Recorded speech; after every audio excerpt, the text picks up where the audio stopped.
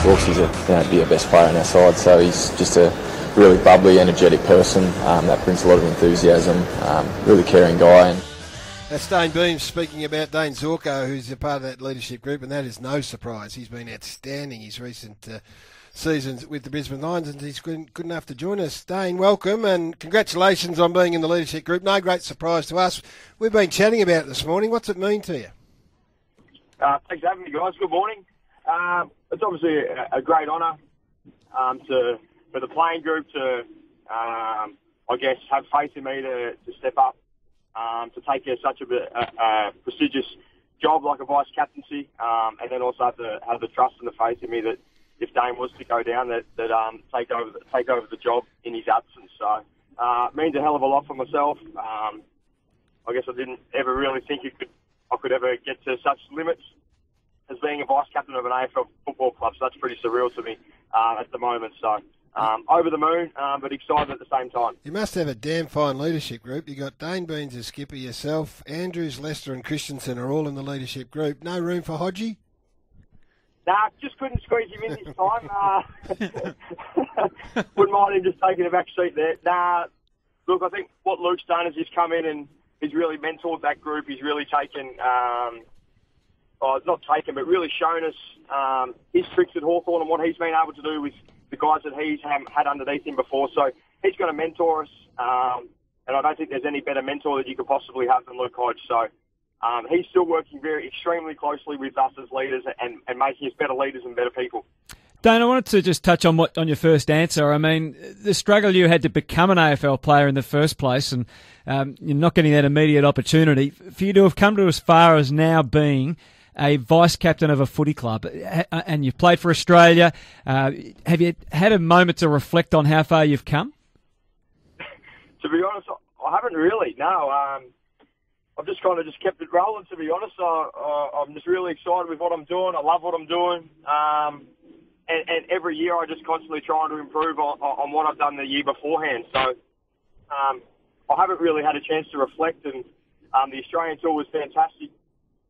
Being picked in the All-Australian side was fantastic.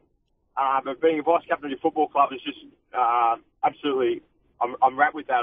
It's ecstatic. So I guess I'll hopefully reflect on all that once I finish my career. But at the moment, I'd just love to get back out there, get playing, and hopefully have a really good year with the side. Do you think the fact that you did struggle initially to make AFL football helps you in your leadership role? I think there's a greater appreciation, certainly. Having done work outside of football for 3-4 years, really trying to get into the AFL system and then getting in there, I think there's a greater appreciation of that. And I think being a little bit older, you just pick up things along the way. And I think that's all I've done. And I've had some really great leaders to lead off with Jonathan Brown, Simon Black, and now Luke Hodge. So I think every year I've just constantly tried to improve on it and pick up little things that potentially they've done throughout their careers to try and make me a better leader and a better person as well. 8:30, we're talking to Dayne Zorko, one of my favourite Brisbane Lions. Dayne, you talked about learning from... Good on you, too. You turned about... I spotted this bloke a long time ago, and I've been following his career really closely. He's one of my favourites. Yeah. Hey, Dayno, what did you learn, that Australian experience? What did that teach you, playing alongside all those great other AFL players? Well, I mean, walking in the first day, getting off my flight, rocking into the hotel, and then having Paddy Dangerfield and Joel Selwood and Rory Sloane, Brendan Goddard, these types of guys just standing in front of you looking at you. I'll be honest, I was a little bit starstruck, didn't really know what to do, who to talk to, what to do.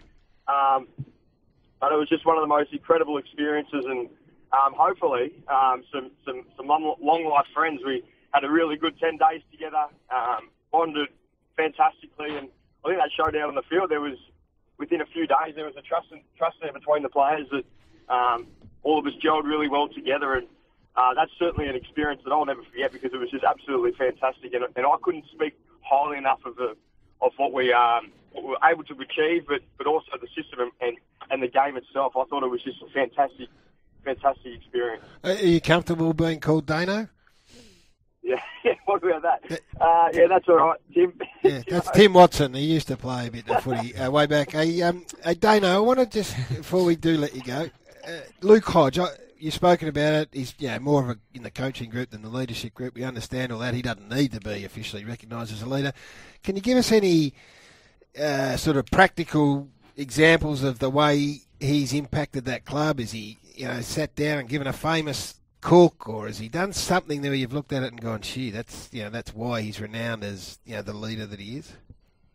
I think what he's been able to do with our backline in such a short amount of time, I think if you could talk to any one of our younger backline players, just the experience and what he's been able to teach them in such a short amount of time in terms of positioning. How does he do it? How does he do it, Dayne?